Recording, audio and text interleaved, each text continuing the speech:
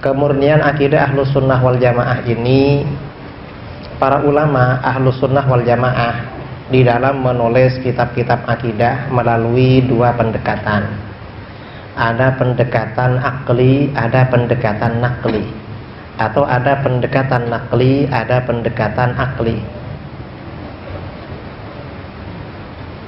Pendekatan akli adalah pendekatan rasional, artinya para ulama yang menulis konten-konten akidah Ahlus Sunnah wal Jamaah, dalilnya biasanya menggunakan dalil akli.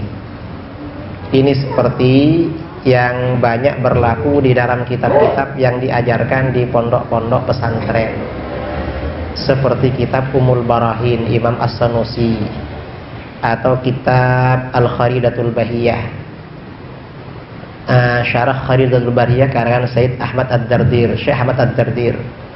Kemudian kitab-kitabnya Imamul Haramain, kitab-kitabnya Al-Ghazali, kitab-kitabnya Ar-Razi, itu kebanyakan pendekatannya adalah akli, dalil-dalil akal. Ada juga para ulama Ahlus Sunnah atau Asy'ariyah Maturidiyah menulis kitab-kitab akidah menggunakan pendekatan nakli. Artinya dalil yang disampaikan dalam penyajian konten-konten akidah itu adalah dalil-dalil Al-Quran dan hadis. Para ulama yang menggunakan pendekatan nakli ini tidak sedikit, banyak sekali. Di antaranya adalah karya-karya Imam Al-Baihaqi.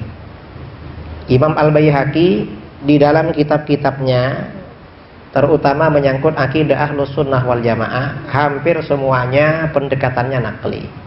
Karena beliau memang seorang ulama besar di dalam bidang hadis. Dan hampir semua persoalan di dalam bidang akidah beliau punya tulisan. Misalnya pokok-pokok akidah, Imam Al-Baihaqi menulis kitab Al-I'tiqad wal Hidayah ila Sabilir Rasyad. Cuman kitab I'tiqad ini banyak ditahqiq oleh ustadz-ustadz Wahabi dari Saudi. Kalau ustadz Wahabi yang mentahqiq, menulis sedikit ke bawah bikin sakit hati. Ini diantaranya ya kitab I'tiqad. Dan pendekatannya pendekatan nakli. Kemudian Imam Baihaqi juga menulis tentang ayat-ayat dan hadis-hadis mutasyabihat. Beliau punya kitab khusus namanya Al-Asma was Sifat. Asma was Sifat ini juga ditahqiq oleh Wahabi. Nah, Imam Baihaqi ini juga punya kitab tentang takdir, Kitabul Qada wal Qadar, di mana qada qadar ini merupakan polemik antara Ahlus Sunnah dengan Mu'tazilah. Di belakang Mu'tazilah ada Syiah, ada Zaidiyah, ada Khawarij, kemudian sekarang Hizbut Tahrir yang tidak beriman kepada qada qadar. Imam Baihaqi menulis kitab Al-Qada wal Qadar. Atau misalnya tentang azab kubur, karena ada sebagian Khawarij tidak percaya kepada azab kubur. Imam Baihaqi menulis kitab berjudul Itsbatu Azabil Qabr. Itu diantara kitab-kitab Imam Baihaqi di dalam bidang akidah. Selain Imam Baihaqi yang juga menulis kitab-kitab akidah Ahlus Sunnah wal Jamaah pendekatan nakli adalah Al-Imam Abu Amr Ad-Dani. Beliau punya kitab berjudul Ar-Risalah Al-Wafiyah. Itu juga pendekatannya pendekatan ilmu hadis. Karena hampir semua konten oleh beliau dalilnya Al-Quran dan hadis. Kemudian juga Abu Mansur Al-Lalaka'i, penulis kitab Syarah I'tiqad Ahli Sunnah, Syarah Usul I'tiqad Ahli Sunnah wal Jamaah. Ini artinya apa? Kedua pendekatan, baik pendekatan nakli maupun pendekatan akli yang dilakukan oleh para ulama kita, dan ini sudah melalui ujian ilmiah yang otentik. Mengapa demikian?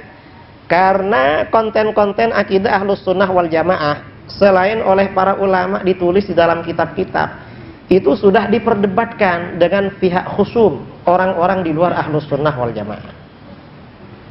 Setelah melalui perdebatan panjang oleh para ulama kita, kemudian ditulis di dalam kitab-kitab. Karenanya Kedua pendekatan ini menjadi bukti bahwa akidah Ahlus Sunnah wal Jamaah baik dari segi nakli maupun segi akli benar-benar murni dan benar-benar otentik. Itu tentang kemurnian akidah Ahlus Sunnah wal Jamaah. Kita ini tinggal dari aspek mana kita melakukan uji materi tentang kemurnian akidah Ahlus Sunnah wal Jamaah. Dari segi manapun, insya Allah kita ini mampu dan bisa membuktikan kemurnian konten-konten atau masalah-masalah ya, masail-masail, persoalan-persoalan yang ada di dalam akidah Ahli Sunnah wal Jamaah, baik nakli maupun akli. Dan ini tidak bisa dilakukan oleh kelompok-kelompok yang lain. Kelompok-kelompok di luar Ahlus Sunnah wal Jamaah melakukan ujian keotentikan untuk membuktikan verifikasi kemurnian akidahnya tidak bisa, tidak mampu. Nah, ini artinya apa? Argumen-argumen para ulama Ahlus Sunnah wal Jamaah itu sangat otentik, sangat murni, nggak bisa dibantah. Dibantah, tidak terbantahkan ajaran Ahlus Sunnah wal Jamaah. Karenanya kita ini bersyukur kepada Allah termasuk Ahlus Sunnah wal Jamaah. Ini luar biasa bagi kita. Dalil apa yang kita ini diragukan oleh orang-orang di luar Ahlus Sunnah? Gak bisa diragukan. Karena kita ini umat Islam. Umat Islam ini umat terbaik. Khairu ummah. Nabi kita ini makhluk terbaik.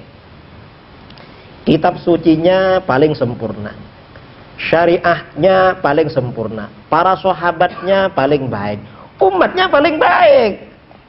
Karena umatnya paling baik, selalu amar ma'ruf nahi mungkar, beriman kepada Allah, maka mayoritas umat Islam ini tetap konsisten di dalam ajaran Ahlus Sunnah wal Jamaah. Karena tetap konsisten di dalam ajaran Ahlus Sunnah, para ulamanya ini banyak yang memikirkan akidah Ahlus Sunnah.